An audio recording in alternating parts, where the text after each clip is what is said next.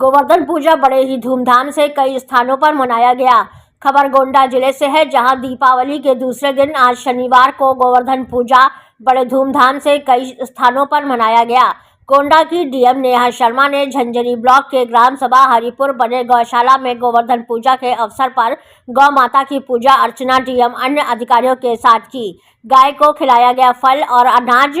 वहीं गोवर्धन पूजा गोंडा शहर के मालवीय नगर राजा सागर गोवर्धन किला के सामने विधि विधान से पूजा पाठ हवन करके बाबा रंजीत दास के नेतृत्व में मोहल्ले के कई लोगों से मिलकर हवन किया और प्रसाद वितरण किया गया। बताया जाता है कि पौराणिक कथा, एक बार इंद्र ने कुपित होकर ब्रजमंडल में मूसलाधार वर्षा की। इस वर्षा से ब्रजवासियों को बचाने के लिए श्री कृष्ण से 7 दिन तक गोवर्धन पर्वत को अपनी छोटी उंगली पर उठाकर इंद्र का मान वर्धन किया गया था।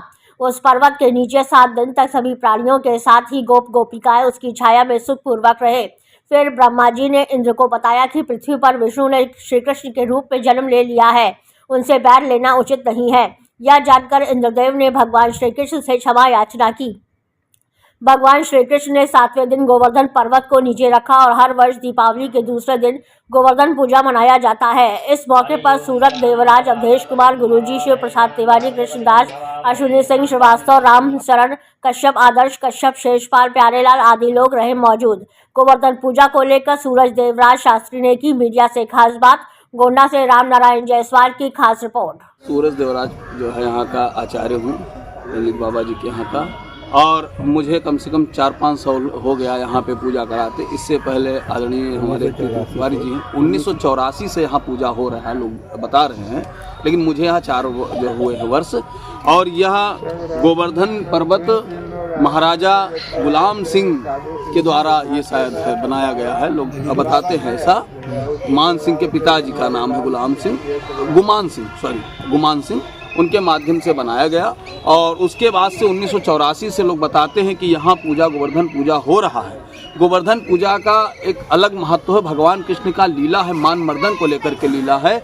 एक बार देवराज इंद्र की सारे गोपियाँ पूजा कर रहे थे। इस पर भगवान कृष्ण ने पूछा कि आज क्या बात है, आप लोग किसका पूजन करने जा रहे हैं?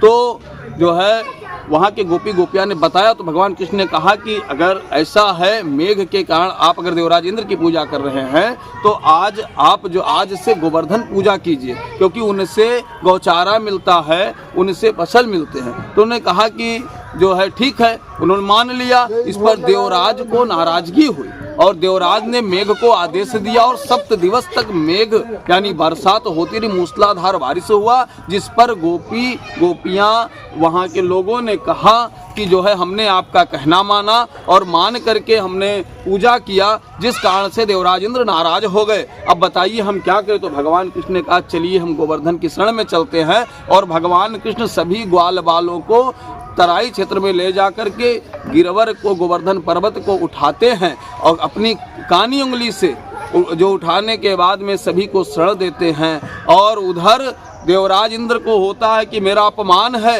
इस पर वो जो है जाते हैं भगवान ब्रह्मा के पास उनके बारे में जानकारी लेने के लिए। तो भगवान ब्रह्मा कहते होता है, आते हैं भगवान श्री कृष्ण के चरणों में प्रणाम करते हुए और भगवान कृष्ण उनको भी अपना आशीष देते हैं और उनका भी मान मर्दन होता है। और उसी दिन से गोवर्धन पर्वत की पूजा शुरू होती है, अन्नकूट की पूजा शुरू होती है। बोलिए गोवर्धन भगवान की जय, सत्यनारायण भगवान की जय, सच्चिदानंद भगवान की जय।